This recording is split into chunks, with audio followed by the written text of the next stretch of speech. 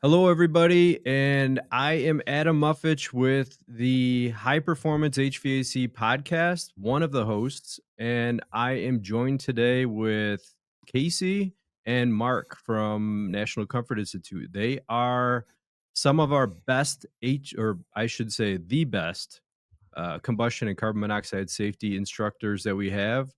And you guys learn from the best of the best, right? The legend, the one and only Jim Davis. Oh, Um, absolutely. Absolutely. that's who taught me as well too.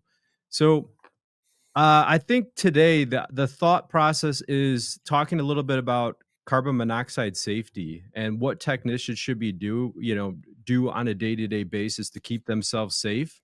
And maybe we'll go over some stories as well too. Talk about different situations that we've all run into. And I kind of wanted to kick this off with a story that just happened to me recently. I know I told this to Casey. This is new to Mark, but I was coming home from Tennessee from the NCI headquarters, right? And I got into a taxi cab.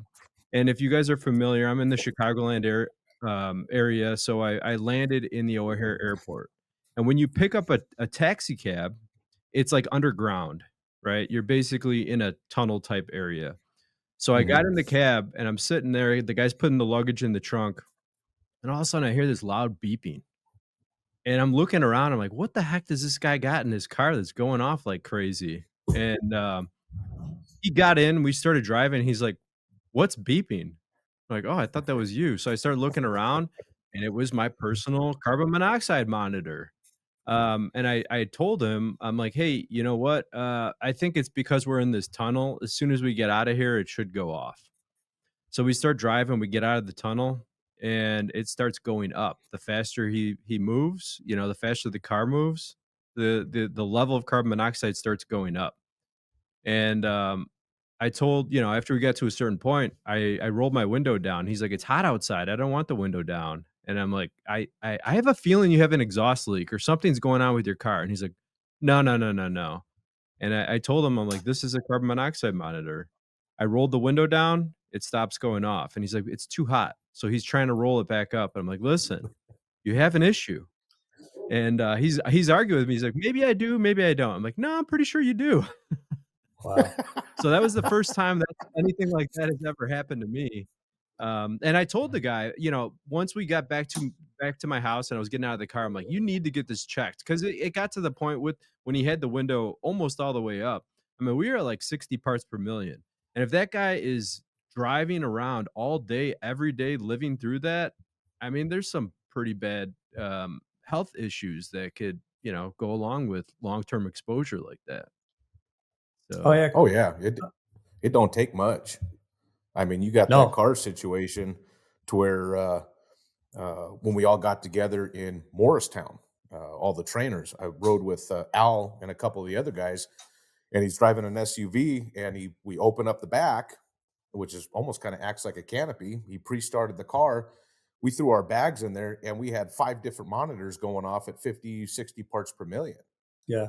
And I mean, that's enough to start messing with your brain a little bit if you don't recognize it or if you have no way to detect it. So that's happened to me in a vehicle multiple times.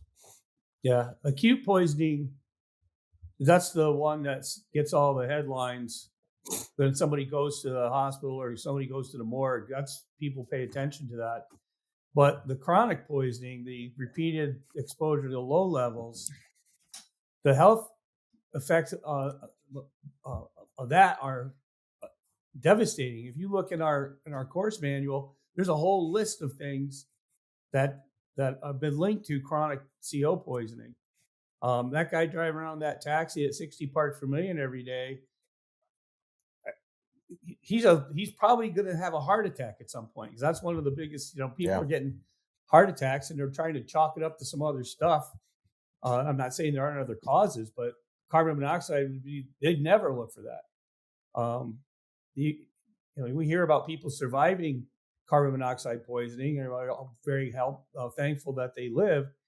But unfortunately, the numbers are against them as far as odds. There's some there. The timer was started at the moment of that exposure. We talk about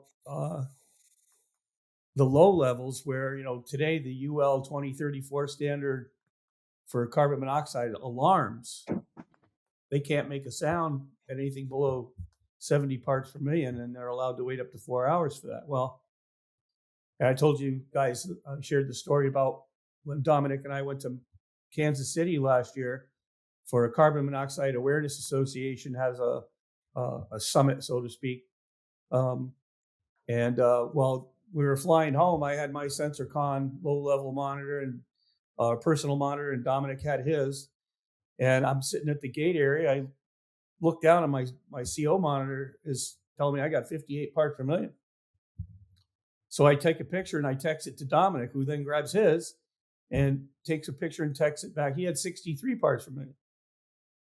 And, I'm sitting there, and then it dawned on me, that jetway is a chimney. All of the vehicles that are driving around the airplanes, the airplane ain't running, but all the vehicles, the fuel trucks, the baggage carts, all those things, that jetway is acting like a chimney, and that CO is coming right up into that gate area. But if I hadn't had this monitor, I would never have known. I never would have known. We teach in our class, right? The building with the strictest carbon monoxide allowable levels is an indoor parking garage. You're not allowed to have more than 25 parts per million. Okay, well, how would you know you had 25 parts per million if the CO alarms that you make can't make a sound under 70? Yeah. It's just insane. But, we teach in our classes, the contractors, we want you to be safe. We want you walking into the home that you're walking into, the business, whatever it is. If you don't have a personal CO monitor on you, then you fire up your digital combustion analyzer outside before you walk in. Because I could bore you with hours of stories of when I started doing that, the number of homes that I walked into that had readable ambient CO in the space, mind-boggling. Worst case scenario I ever had, I got a phone call.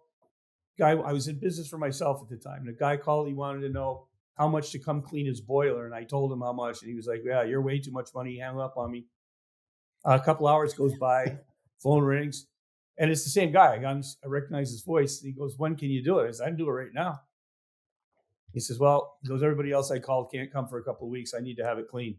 So I drive to the house, and as per my standard protocol, fired up back then I was using a Backrack FireRate Pro analyzer, fired that up, walked in the house. As soon as I walked through the door, I had 150 parts per million CO.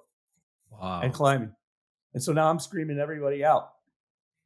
And how'd you like that? You let some guy in to clean your boiler, he's kicking you out of your house.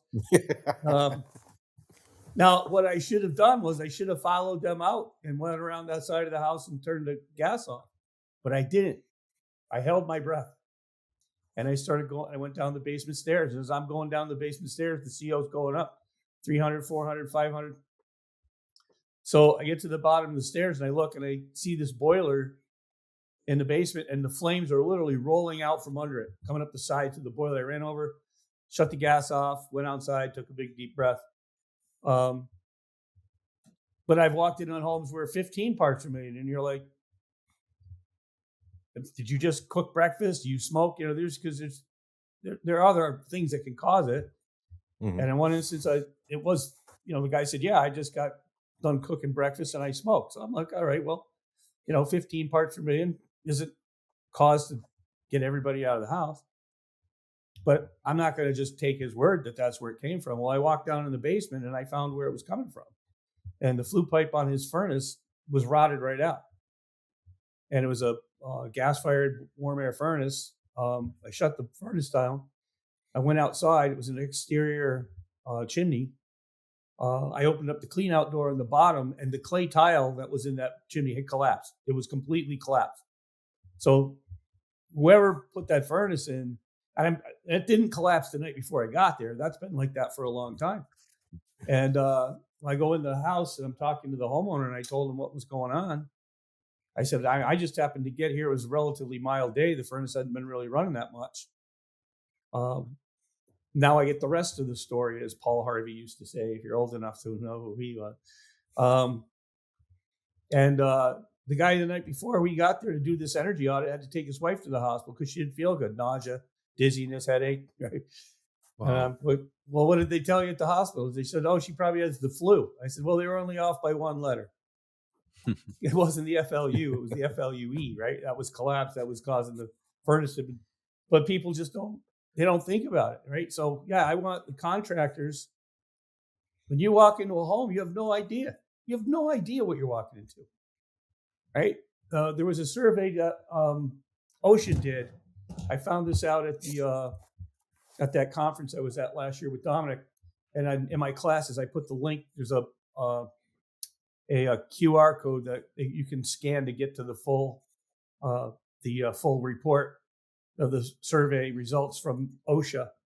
And 36% of the people surveyed in this ocean, they don't even have a carbon monoxide alarm in their house. Yeah. So don't assume that when you walk into a home that they got a carbon monoxide alarm. They don't. And then, the other one is these carbon monoxide alarms that have a display on them and they say 0. Well, guess what? That's against the UL 2034 standard. They're not allowed to say anything less than 30. Last time I was at math, I know things have changed. I've been out of school for a long time. 0 is less than 30. Yeah. You walk into a house and you're like, oh, there's no carbon monoxide here. Now, No. that interesting story I had last summer. So I have an older car. I have a 1967 Plymouth Fury 3. And I had Nice. it's a long story, but I was having, some work done to it, and the guy who was working on it, they actually changed hands of the shop, the owners, and, they had it for several years, and it's just been I haven't had it in my house. I finally picked it up last year, and I drove it home, and we don't really use our garage, to pull our normal cars on a day-to-day basis. It's kinda like a place to collect junk, and then for my Plymouth, right? So when I got the car back home, I backed the car into the garage, which is it's an attached garage, and I go in the house, and once again, I hear beeping. I'm like, "What the heck is that?" Well, all my hardwired, carbon monoxide alarms that I bought off the shelf at a big box store, they were quiet. But my low level alarm was going off, and there was I think it was like 50 parts per million in my living room area just by backing my car into the garage, right? Now, Casey, I wanted to ask you, I know a lot of people, if they're not familiar, they haven't gone through carbon monoxide or combustion training, right off the bat, they think like, and this was me too. I was very naive and you don't know things that you don't know, right? So, Yeah. um a lot of people think, if it's air conditioning season, I don't have to worry about it. I don't have to carry around a carbon monoxide, low level monitor. And then also, there's a lot of people down south in Florida, climate zone 1, maybe even pushing up into climate zone 2, where they don't have gas appliances, so they're not really worried too much about it. You have, I'm curious your thoughts on this. What would you have to say? You got to be worried about it 24/7. It doesn't matter the time of year, what appliances are running or not running. Um, I mean, in our industry, the stuff that we deal with goes so much further beyond a water heater, furnace, boiler. I mean, you've got outside conditions. You've got pressures inside the building. I mean, you could be idling your car outside in your driveway, and depending on the conditions in the house, that stuff can get sucked right back into the house, and you have no idea if you're not monitoring it. I lived in Ohio for a couple years, and you would think with we had a gas furnace, we had a water heater. You would think that I wouldn't have to worry about any type of problem. But up there, it's time to go and cut your grass because if you let it go for more than 4 days, you're dealing with, 5 foot tall. So I fired up my lawnmower, garage door was open, and started cutting the grass. And there was some beeping going on. So or my wife called me out anyway and said there was something going on. And I walk into the house and we're like 300 parts per million. Now I fired this thing up in the garage for like not even 60 seconds, and it was able to go through um, the door to the mudroom and then the door to the actual house itself where my low level monitor was. So we had to open up everything, and that monitor did not shut up for at least 30 minutes. And even after that 30 minutes, it got below the alarm threshold. It was still registering. So I mean, we had the windows, everything ventilated for a couple hours in order to clear the whole space out. Um, and even now, I'm out in Arizona now, full electric house, no gas appliances whatsoever, and my low level monitor started going off, and my wife's like, "What is going on?" Well, she was, of course, everything's got to be all smelly goods in the house. She's burning candles all over the place. So I took the my other personal monitor that I usually carry with me everywhere, and I put it right over the candle, and to show her that she's what she's really doing. And it started out at 9, and then it started going up to 12 and kind of slowly climbing and alarming after that point. And I told her, I was like, and I've been telling her for years, stop burning candles. And just recently she stopped because she started noticing that she was starting to have more frequent headaches. And when I tell that story in class, guys are like, "Oh my god, my wife's suffering from the same issue, and she burns candles all the time." There was actually something that hit national news that a some sort of influencer almost killed herself because she had like 10 candles burning in her bedroom. She kept the door closed, and when she walked in there, she actually passed out. Wow. And so, I mean, it's anything that we mess with. We gotta. I mean, when I'm working in my shop with welders and stuff, you wouldn't think about it. It's a little hobby on the weekends, but you can end up in big trouble. It's everywhere. Yep. One another point I wanted to touch on. I know it's like a very political thing, and people have strong opinions on one way or another, but like talking about electrification, right? And getting rid of gas appliances. People like go crazy about that subject. I don't think we should Yeah. do it. I think it's a good idea, save the world, this and that. And I don't care what your opinion is on it. I'm really neutral. I don't care one way or another. But Mhm. after going through Jim Davis's training, and you start, because we talk a little bit about like what, you brushed on it, Mark, like stovetop, talking about like a stove or an oven that is huge, right? And you could have something that's burning clean, but then you stick a pot on top of it, and Mhm. the flames are now touching something, and you disrupted the flames. Then all of a sudden, you're changing the amount of carbon monoxide that's being put out into the space, right? I know Jim had a story, and he talks a lot about everyone thinks that on Thanksgiving you get tired because of the turkey, and what's the reality behind that? Yeah, I had one year where I was working at a big mechanical company here in upstate New York, and right at Thanksgiving, all my guys had, of course, this is after I went through my Jim Davis courses and everything, and all my guys had low level personal CO monitors. They didn't give you a readout, those back then, but you had like a green light, an orange light, and a red light, right? And that's really how it went. So I challenged all the guys. I said, bring this with you to grandma's house when you go for Thanksgiving dinner this year and see what happens.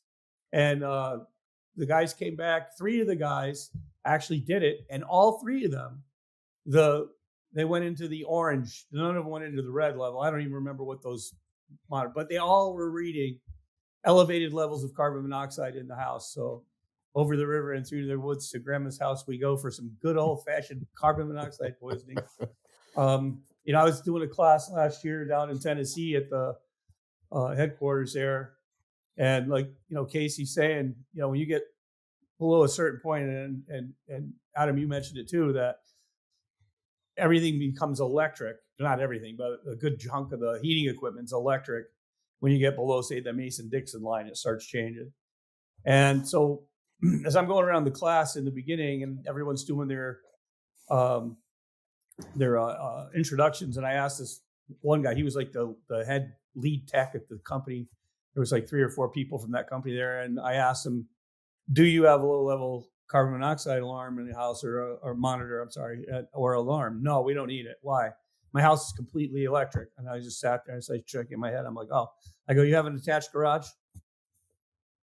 And his eyes went bug-eyed. I mean, and then I asked him, "You got kids? How much CO poisoning do you think that your 5-year-old can take? Is your wife pregnant? How much CO do you think that fetus can take? You think it can handle 70 parts per million? You're wrong." And it's crazy. Uh, I get more stories through that Google alerts, and I encourage everyone, go to Google, type Google alert in your search engine, and then enter carbon monoxide in there, and they will email you a link to any story that hits the internet that has carbon monoxide in. And you would think, you know what, it's August, I should be getting no Google alerts, but I get every single day at least 3. And that's not 3 stories, that's a series of stories. But and it'll blow your mind. People go, when you go on vacation, right? How many people listening to this podcast think that hotels have carbon monoxide alarms in them? They don't. There's a bill in Congress right now that's trying to get passed. It's called I think it's the Safety Act, something like that, of the Stay Safe Act. And now Congress is going to mandate that hotels have carbon monoxide alarms in them.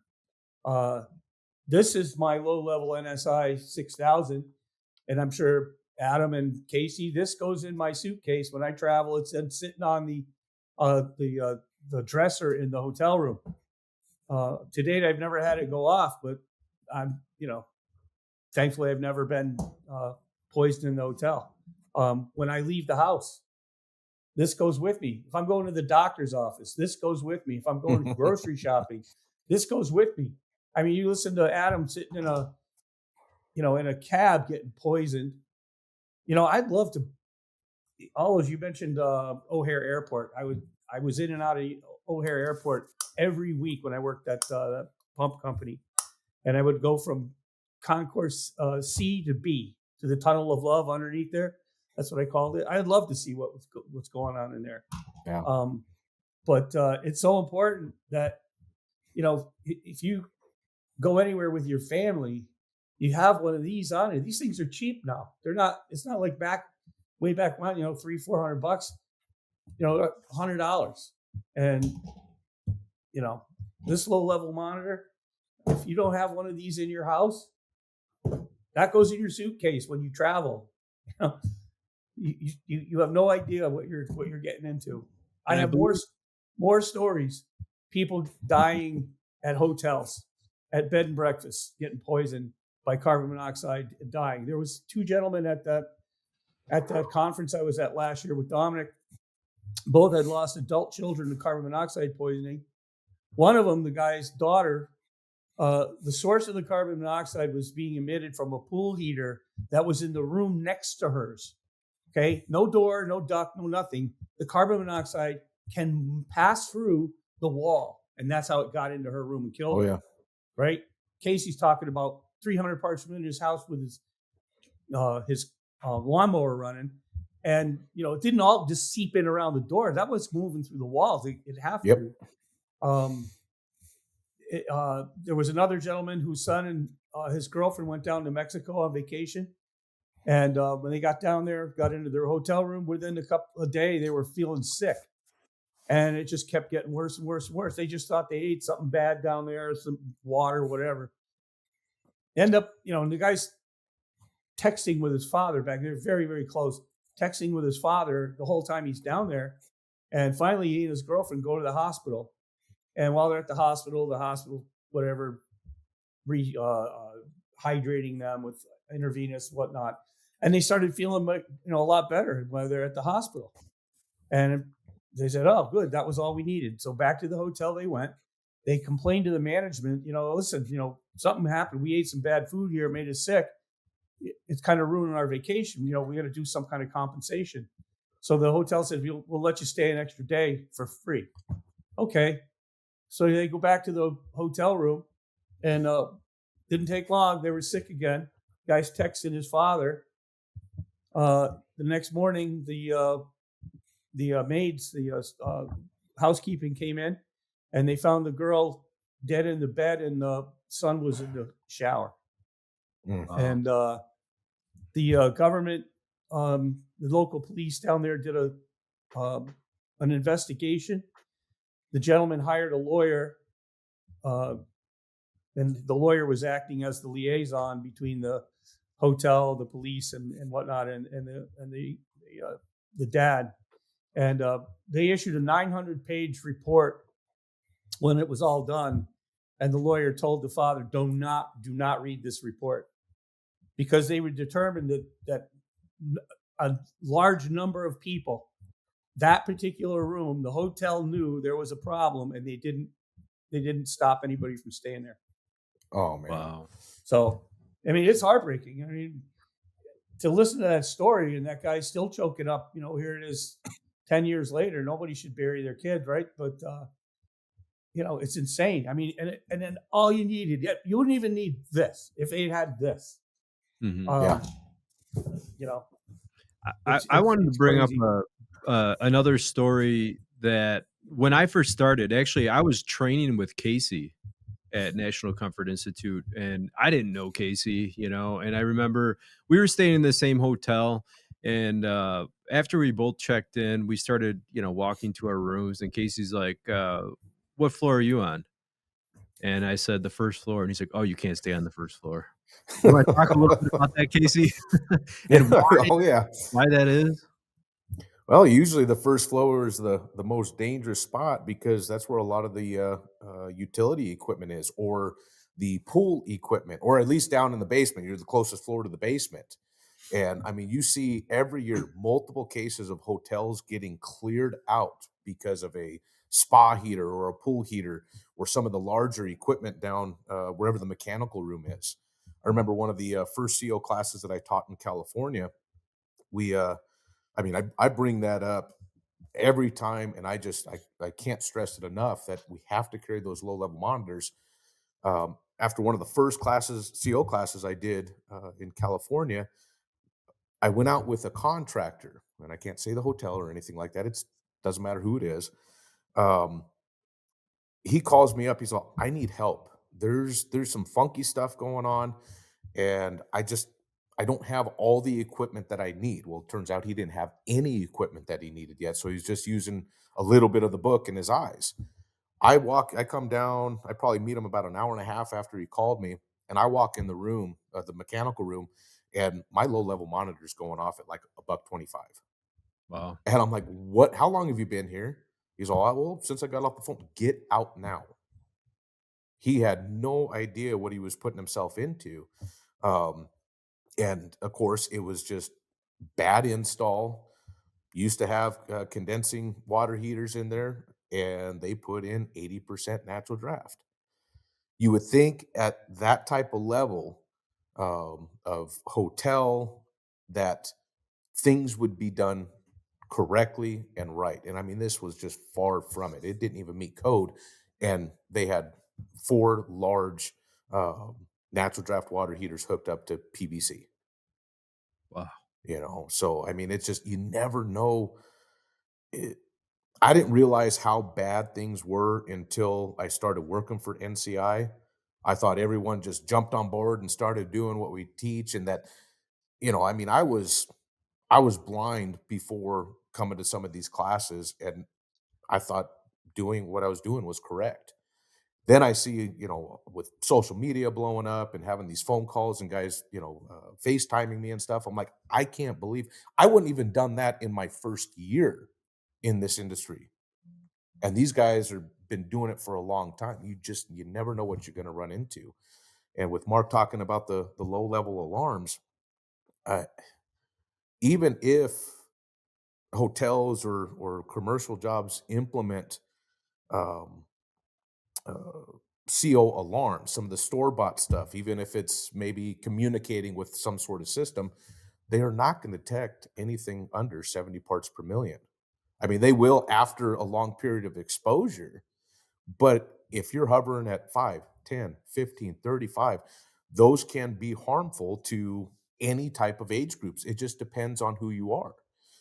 I had one to where I flew into Virginia to do an on-site for a contractor out there, and I'm about 5 minutes from the location, and I start hearing beeping in this Lincoln Navigator I rented, and I'm thinking it's some sort of bells and whistle. I got my turn signal left on or whatnot, and during that time, I'm starting to feel drowsy, tired, a little queasy.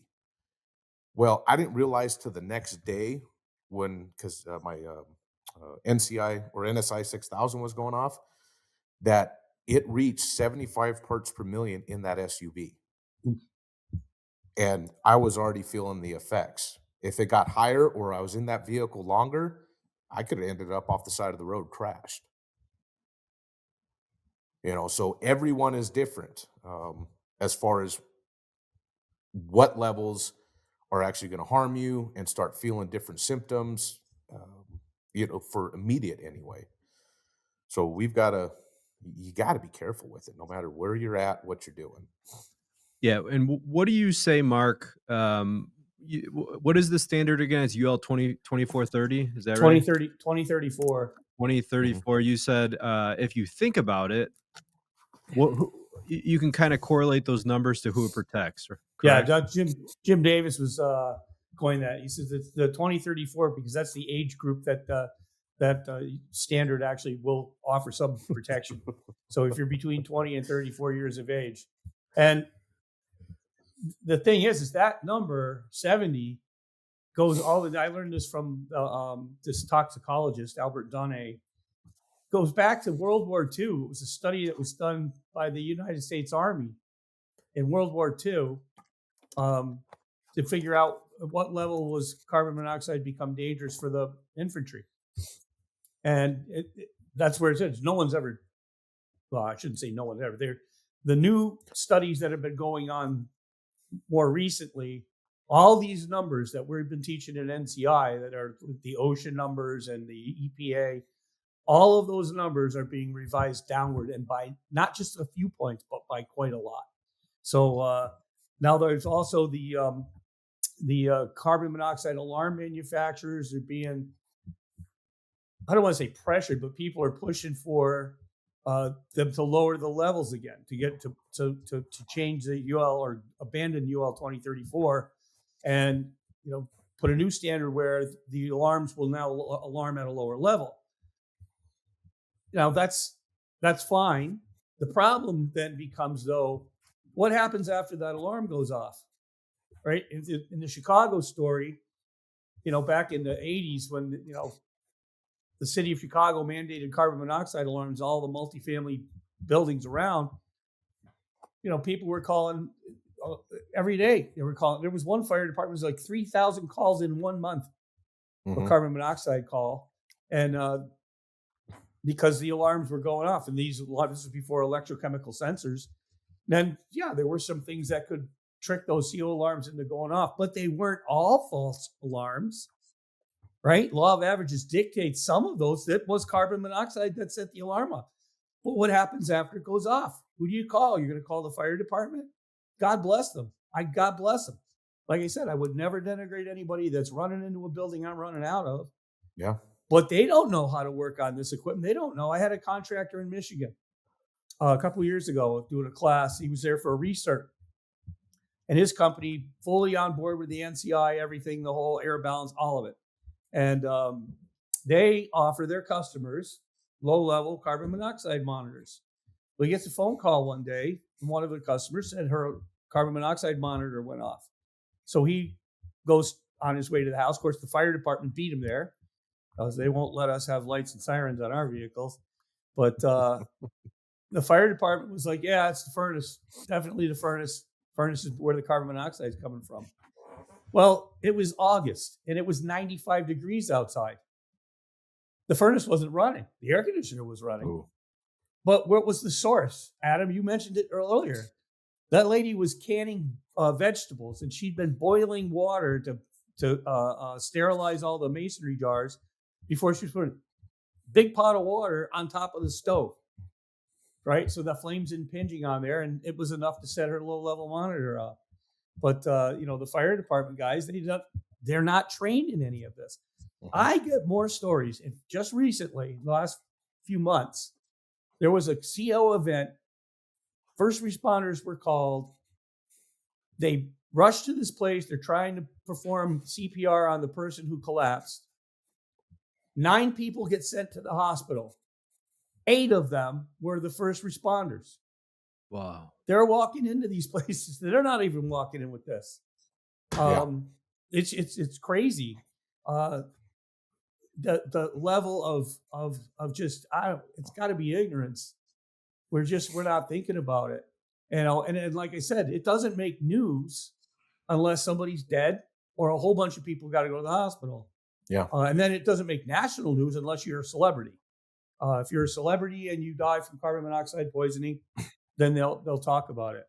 Um, but getting people, contractors are in people's houses every day, right? They're the ones who we're training to make the homeowner aware of what the potential dangers are in their home, whether it's their furnace, their water heater, their boiler, fine. But you got to look at that gas stove. You got to look at that attached garage. I tell contractors when we're going into the season where the storms are coming, right? We're entering into hurricane season now. Earlier we would go through like what the tornado season was in the Midwest and Tornado Alley. Something's coming. Wintertime's going to come along, and down south, big on ice storms, right? And how many times have you read the story? 100,000 people out of power. And then that's all of a sudden when everybody runs to Home Depot or Lowe's and buys a generator and either put it in their garage or down in their basement. And now you just made the nightly news because you and your family are either dead or in a hyperbaric chamber. Um, but it doesn't have to be that way. We should be the people informing our customers, about the potential hazards that are out there. But contractors got to know too. You're not immune to this. You're Yep. not immune Yeah. to carbon monoxide. And if Eh, you don't know, we always say if you're not testing, you're just guessing. Well, you have no idea what's in the air when you walk into a building. You're rolling the dice. And I pray to God you never ever ever have a problem. But it's not something I would be taking a chance on. That's for sure. Yep. Yeah. And I know Dominic brought up a while back, trying to coin the phrase. You just mentioned first responders, right? Yeah. We have the fire department and different emergency personnel are the first responders, but us as HVAC technicians, we're actually the pre-responders, Yeah. right? Yes. We need to figure it out because after a fire department comes in and they shut down the house, they turn off the gas. What is the next step? The next step is somebody to call a professional to actually analyze the situation and figure it out. So that pressure is on our shoulders to figure it out. Like we need to be the professional, right? I wanted to ask you, Casey, where do you think we stand? You've been with National Comfort Institute, teaching carbon monoxide safety and combustion for years now. Yeah. So do you think we're making some sort of progress? Are we moving in the right direction as an industry? Um, I would probably say no because of the latest push for heat pumps. Um, Now there are some companies out there, and when you look at it nationwide, there's a lot of guys making huge or helping out on the combustion side, but everyone's focus right now is on the heat pump side and the electrification.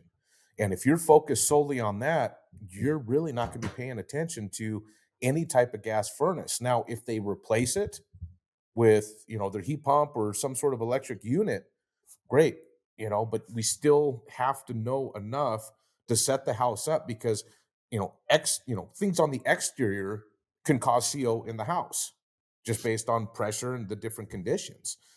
So it's still, regardless, something that everyone needs to know about. And I wouldn't even say a kind of going back to the pre-responder side of it. or not the pre-responder, but the first responders, when you really think about it, fire departments and paramedics, they are there to take care of the occupant or the person that they're going to the call for. That's their job, right? Save the people, save life and property. So with this whole pre-responder thing, that's it. It's not even really necessarily an technician that needs to be called because we're kind of in the boat because of some HVAC technicians out there or some plumbers out there. We need to find a combustion analysis professional, somebody that knows what to look for because where's my monitor, my deal, my my analyzer. It has 15, 20, 30 different numbers of display, but if I don't know what the numbers mean, the different reactions in some of the numbers, I can't fix any of it. So having an individual go out that knows what to look for. And another thing too, fire, usually the first responders, they blame the biggest BTU piece of equipment if it is a CO call. A lot of guys go out there, they look at the furnace, nope, everything's good, but they didn't pay attention to the water heater right behind them that was spilling. So um, there's a lot of companies out there making a huge difference, but there's still a lot more to go after, and a lot more guys, to get on the same page. Yeah, and, I've heard, and I think I probably heard this from Jim, and I think I've heard it from both of you as well. There are companies out there, there's a ton of companies that don't even own a combustion analyzer, let alone a personal monitor, right?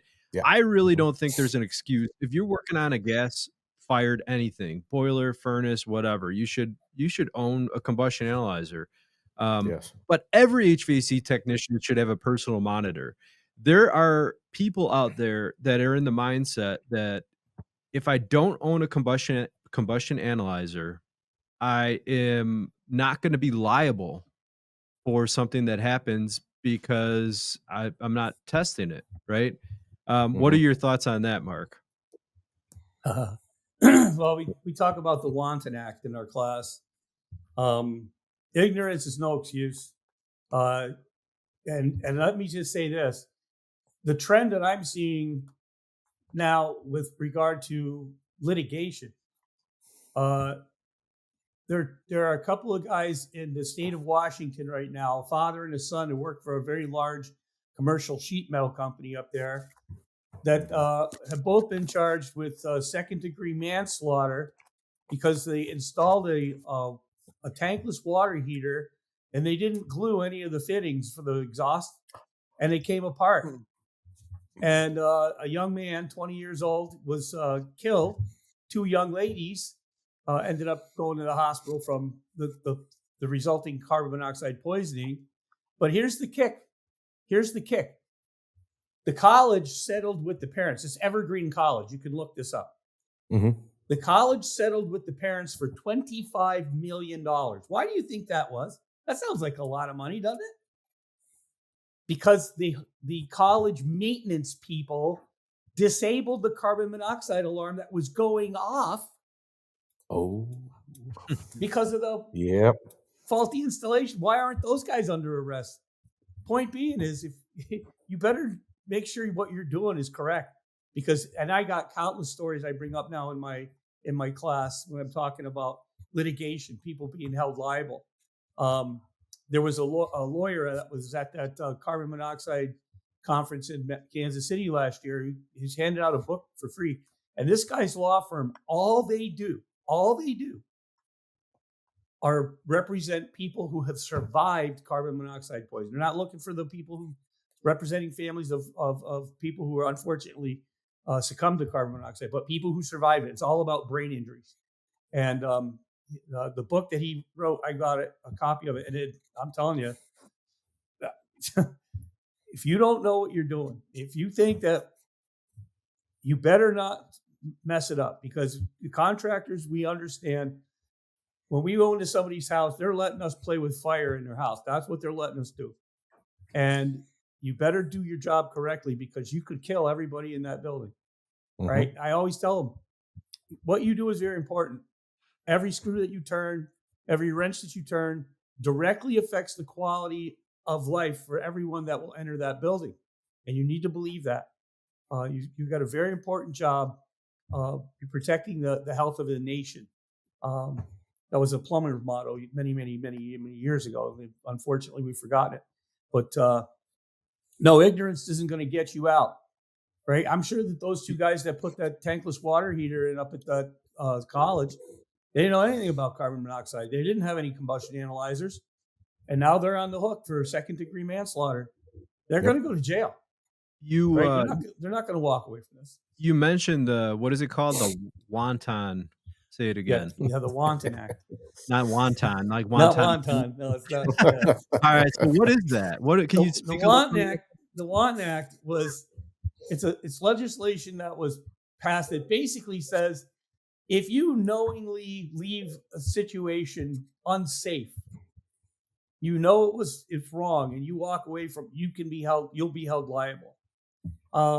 If you fail to, with just simple professionalism, to discover, if you fail to look for a potential problem, and this could be anything, doesn't have to be necessarily a mechanical issue with your HVAC equipment. It could be a guy checking the brakes on your car, right? If you do something and you leave something in unsafe because you think, like, let's say you walk into a basement to do a check on this person's AC system because it's August, and over in the corner there's that gas-fired water heater, and you can see this big scorch ring all around the front of the water heater. Or you notice that, hey, why are those plastic grommets on top of the water heater melted? Right? You walk out of that house, and those people now all of a sudden succumb to, guess what? You could be held liable. That's the Wanton Act. So there is no such thing as, it ain't my job. We heard all the stories about, a woman spilling hot coffee on her lap and suing and getting, a ton of money for that. But now there's lawyers that are out there. They're looking for this. And I don't know.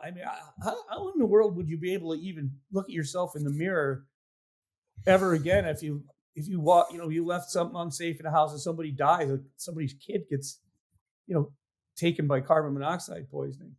But that's how important, how much importance has to go on, professionals being professional, doing their job. I don't care if you're just there for cleaning.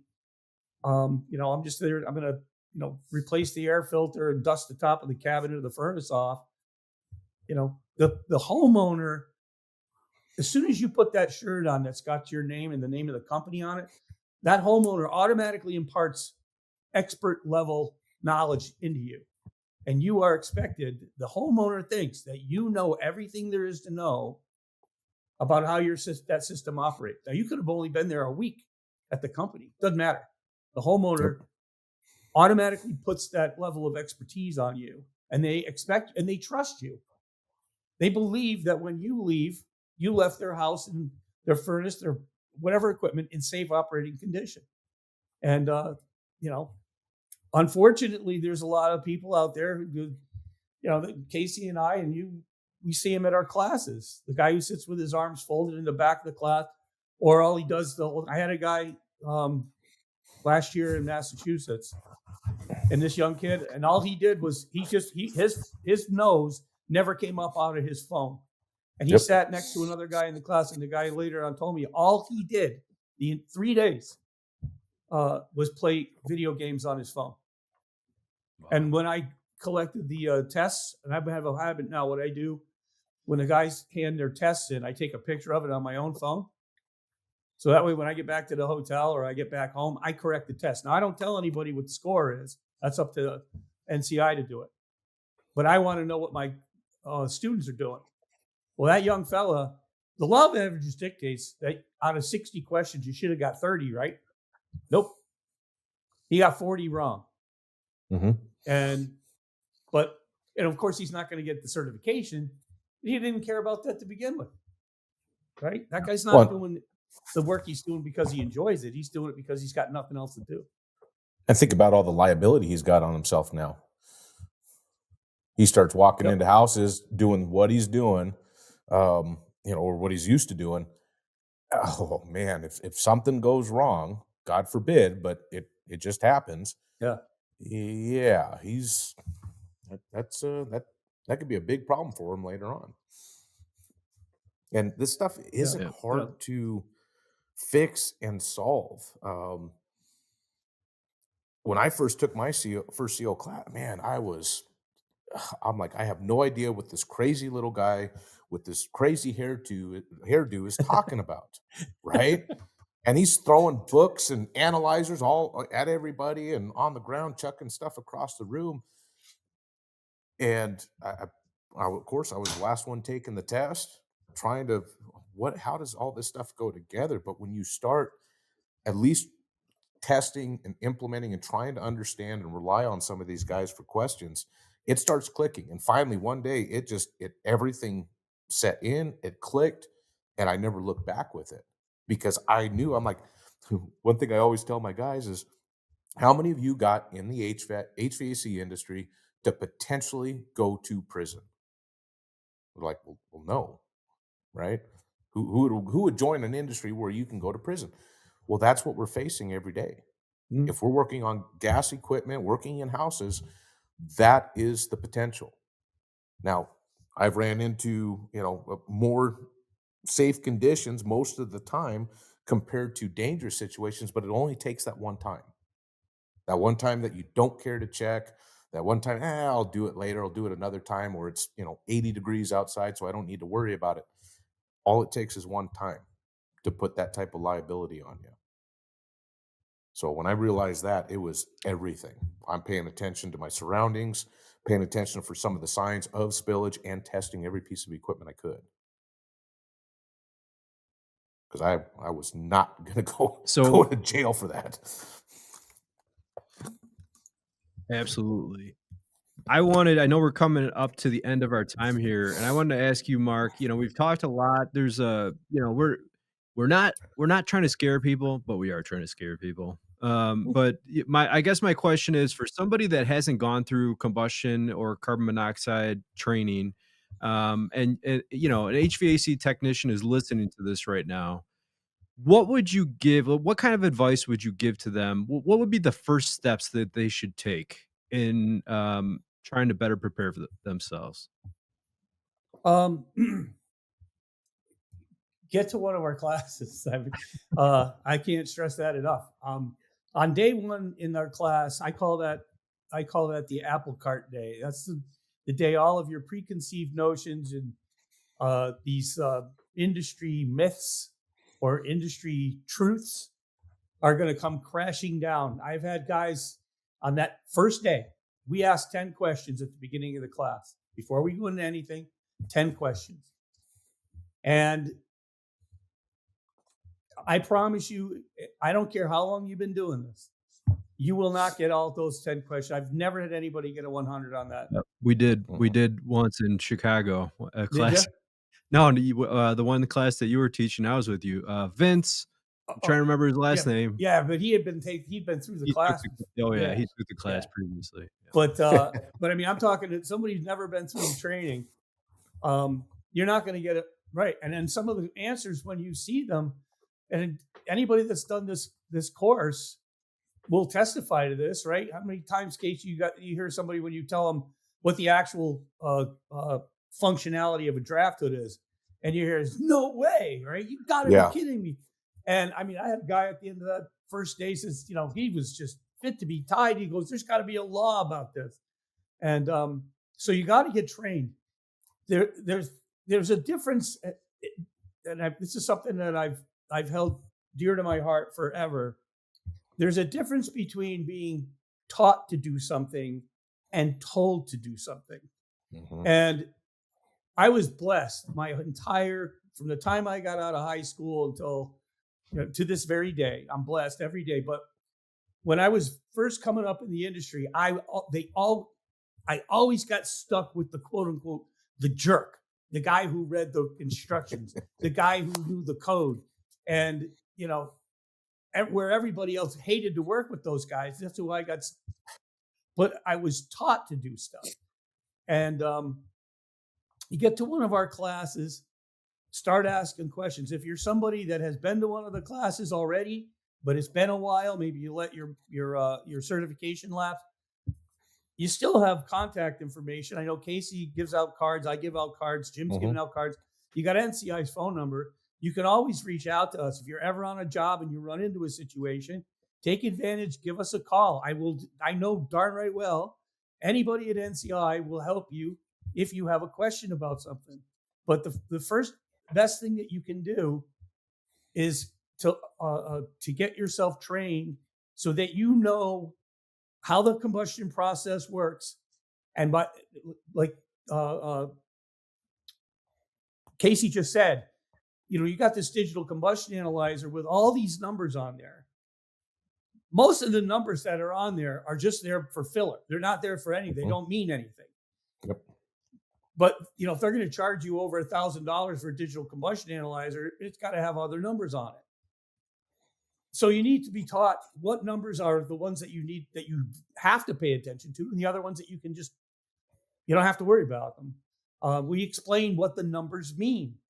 You can go to a class given by any of the other combustion analyzer manufacturers. All they're going to teach you is how their analyzer works. They're not going to teach you what the numbers mean when what do you do when you see rising CO? Why is the CO going up? Were you even told to be paying attention to that? You won't find that in any IOM of a manufacturer. Is not going to tell you. They just tell you, we want your CO2 here and the O2 should be there, and that's it. But I worked for boiler manufacturer for 8 years, and I know darn right well that the numbers in that IOM are only there to get you a flame. They're not telling you what the optimum range is. They don't tell you to watch what happens on startup. They don't tell you what to do when it shuts off and what should happen. They don't tell you what do you do if there's rising CO. It's not in there. They don't train you on that. And neither do the combustion analyzer manufacturers. It's not their job to train you on that. It's their job to teach you, what my analyzer can do. So NCI is the only company out there offering the kind of comprehensive training. I know it sounds like a sales pitch, and if so what? But I was a contractor from 1983 till present, and all those years, the only person who ever taught me anything about combustion and CO, NCI, Jim Davis. In fact, the first time I saw Jim Davis, he wasn't even working at NCI yet. They were just working it all out. So that's the best thing that you can do. You can't, in my opinion, consider yourself to be a professional if you haven't gone through and the training that is required. These guys go to get their certifications for refrigerants, but they'll let anybody set something on fire. It's just crazy to me. Yep. Training. And let me ask you to hold up once again. Hold it up for a good 10 seconds. You have the Citron. Yep, that's the Citron. That's the low Citron. level. I believe it's a PM1C, if I'm not mistaken. Yep. This is something that a technician or a homeowner, whoever, would carry this around in their belt, their backpack, whatever. Yep. Bring it with you everywhere. And then the other one is something you would mount on your wall, typically in your home. You'd sell this to a homeowner. Yeah, this is the NSI 6000. You can mount it on the wall. I never bothered with mine. Mine sits on top of my dresser. You remember, anytime you're going to put in a carbon monoxide monitor or even an alarm, you want it in and around bedrooms. Do not put these things in a basement. I guarantee you, you got a gas stove and you stick this in your kitchen, it's going to go off. Yeah. Because these are not like a CO alarm, right? But yeah. And like I said, this goes into my suitcase when I travel, and it comes with me to every hotel I go to. So, nice. and I can't stress enough to people, the hotel you're going to doesn't have a carbon monoxide alarm. The bed and breakfast you're going to doesn't have a carbon monoxide alarm. Bring one of these with you. And you got kids, you know friends and family who got kids, these make great Christmas presents. Stocking stuffer. Yep. Any closing thoughts, Casey? Just to kind of go off of finish up with what Mark was saying. This is not a plug for NCI training. Um, I worry about every technician out there, especially the ones that want to progress their career and go so much further than any of us thought any of us could. Um, you cannot, I don't care who it is, you cannot teach, and technicians can't learn anything about combustion in 4 hours. There is so much more to it than just that. Um, I mean, you got to understand a lot of different aspects, scenarios, things to look out for, How to make the repairs, right? how to make the repairs, what all the numbers mean. And I mean, you guys got if you're listening to this and you can't get to a class or there's not one in your area anytime soon. Adam, you mentioned something about where should they start? Start with a low level monitor and see if in your area, if that thing ever goes off and you still don't know, understand, or haven't gotten to a class or understand any of these numbers yet, find a contractor in your area that does and have them meet you out on the job site. Because again, combustion isn't the job of a HVAC technician or a plumbing technician. It is the job of someone that knows combustion analysis. That's There's a lot more to it than what we think. Absolutely. So we got to wrap it up, but I just want to tell everybody I appreciate both of your time. You guys are tons of experience, years and years of in the field knowledge, and just incredible. Jim, I wanted to mention to everybody, I'm sure you guys know, Jim is having eye surgery today, so I wanted to wish him well. He Yeah. is a mentor and idol to us all. He has saved probably more lives than anyone in HVAC, period. Yep. So I wish Jim well, and I hope everybody out there stays safe. And if you're not testing, you're just guessing, right? Yep. And I hope to see you guys in next month at the NCI Summit in Texas. Take Oh yeah, care, that's a good everybody. one. Take care, everyone. Have a good one.